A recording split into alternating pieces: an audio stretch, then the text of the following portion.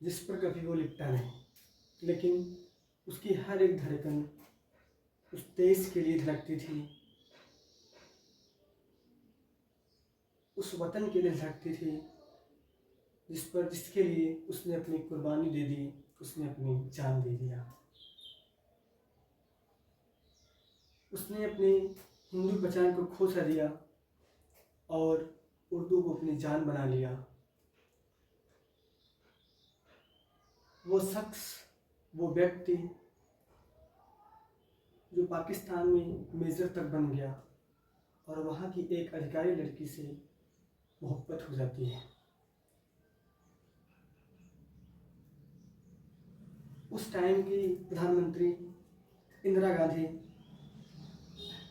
जिसे वह black tiger के नाम से नवाजती हैं, मगर अफसोस की बात ये है वो ना कभी एक सैनिक बन पाया, ना कभी एक वीर सिपाही बन पाया। जी हाँ, हम बात कर रहे हैं भारत के उस जासूस, उस एक वीर पुरुष, एक वीर लाल की हम लोग बात कर रहे हैं, रविंद्र कौशिक। ये कहानी शुरू होती है राजस्थान के गंगानगर से, जहाँ पर इनका जन्म 1952 ईस्वी को होता है।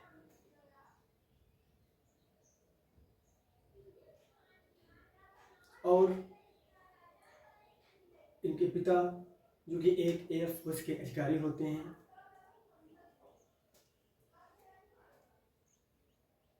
जो कि 21 साल की उम्र में रॉ के एक अधिकारी उन्हें देखते हैं और उन्हें जासूस बनने के लिए कहते हैं। देशभक्ति से ओतप्रोत लबरेज रविंद्र कौशिक तुरंत हाँ कर देते हैं और उन्हें वहाँ से दिल्ली ले जाया जाता है। और 4 साल की गुप्त ट्रेनिंग के बाद वो एक खतरनाक खूंखार जासूस बन जाते हैं, जिसका कोई मुस्लिम परिवार से ताल्लुक भी नहीं था। वह उर्दू को ऐसे अपने अंदर समा लेता है कि जैसे वो भारत में जन्म ही ना हुआ। उसके बाद उसे पाकिस्तान में भेजा जाता है। कराची यूनिवर्सिटी में वह एडमिशन लेता है और लॉ की पढ़ाई करना शुरू कर देता है।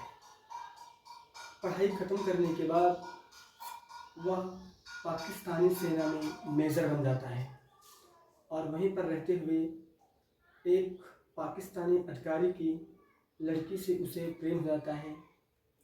अब वो प्रेम था कि देश के लिए खुफिया जानकारियों को इकट्ठा करने का एक जरिया। अब दोनों में गहरा प्रेम होना शुरू हो गया। उस अधिकारी की बेटी का नाम अमानत था। उन दोनों का प्रेम इतना गहरा था कि वो दोनों दूसरे से अलग नहीं हो पाए और उन्होंने गुपचुप शादी कर लिया। शादी करने के पश्चात उन्हें एक लड़के की प्राप्ति होती है या एक पुत्री का जन्म होता है। लेकिन ऐसा वीर जिसने अपने प्राण को हमेशा खतरे में डाल करके देश के लिए जासूसी करता रहा। और कहा तो ये भी जाता है कि उसके उस खुफिया जानकारी के कारण उसने कई बार दुश्मन मुल्क पाकिस्तान में जो युद्ध की योजनाएं थी उसको विफल कर दिया और 20,000 लोगों से अधिक जीवन को बचाता है। ऐसे वीर सपूत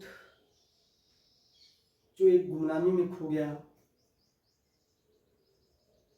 ना तो हम उसे एक वीर सिपाही कह सकते हैं, ना उसे तमगे दिए गए, उसे एक ऐसे अंधेरी कोठरी में छोड़ दिया गया जहाँ पर उन्होंने अपना सारा जीवन देश के लिए कुर्बान किया था।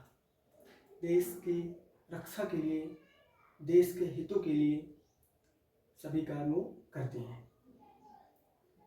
और कई सालों तक वह इस पाकिस्तान में संवेदनशील में कार्य करते हैं और कार्य करते हुए कई बार देश की रक्षा को करते हैं। लेकिन दुर्भाग्यवश एक जासूस भेजा गया भारत की तरफ से और वह जल्द ही पकड़ा गया, जिसके कारण हमारे ब्लैक टाइगर उन पाकिस्तानियों के हत्थे चढ़ गए और उन्हें वहाँ से सेंट्रल जेल ले जाया गया और उस काल कोठरी में बंद कर दिया गया। लगभग 20 वर्षों तक वह उस काल कोठरी में बंद रहे। उन्होंने भारत सरकार से कई बार गुहार लगाई, कई बार पत्र लिखे, कई बार सूचनाएं पहुंचाई, लेकिन भारत सरकार की तरफ से कोई भी कार्रवाई नहीं की गई। उनकी बूढ़ी माँ की आंखें देखती रहीं और वो थक गई कि उनका बेटा आएगा आएगा, लेकिन वो कभी वापस नहीं आए। एक ऐसी आवाज़, एक ऐसा जासूस जिसने अपने देश के लिए बहुत सारे कार्य किए, लेकिन उनके सभी कार्य भारत सरकार उनको स्वीकार नहीं करती है, जिसके कारण 2001 में पाकिस्तान में ही उनकी मृत्यु हो जाती है। एक ऐसा वीर सिपाही, एक ऐसा वीर सैनिक जिसने अपने माँ बाप परिवार को छोड़ करके भारत के लिए बहुत सारे खुफिया जानकारियों को दिया, लेकिन उसे ना तो वीर सिपाही का तमगा मिला, ना उसके लिए कोई व्यवस्थाएं की गई। ऐसे ही हमारे एक वीर सपूत, वीर जासूस रविंद्र कौशिक का अंत हो गया, जिसे ना तो कोई जान सका, जिसे ना कोई कहानियों में गाया गया और ना कहीं पर उसे रखा गया। ऐसे ही जानकारियों को, ऐसे ही रोचक कहानियों के साथ हम फिर मिलेंगे। मैं आपका दोस्त विपिन शर्मा फिर आपसे रूबरू होंगे एक ऐसी सच्ची घटनाओं के साथ। तब तक के लिए नमस्कार।